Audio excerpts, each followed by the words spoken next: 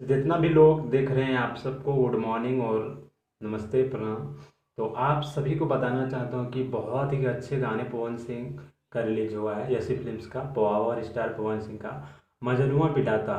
ये गाना बहुत ही अच्छा म्यूजिक दिया है प्रियांशु सिंह, रोशन सिंह बिस्वा ने इसको लिरिक्स किया है।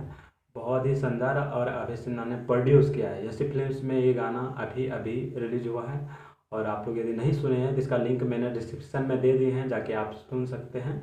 बहुत ही पुराना अंदाज में पवन सिंह इस गाने को शूट किया है। बहुत ही भयंकर गाना है, सैड सॉन्ग्स है मजनुआ पिटाता। तो आप लोग यदि नहीं ऐसे फिल्म्स में नहीं जा पा रहे हैं तो आप डिस्क्रिप्शन में मैंने लिंक दे दिए हैं, जाके यहाँ से आप लोग क्लिक करके और ज़रूर से ज़रूर देखें और सुनें और ज़्यादा से ज़्यादा शेयर करें, कमेंट करें, लाइक करें और ऐसी फिल्म्स को सब्सक्राइब कर दें।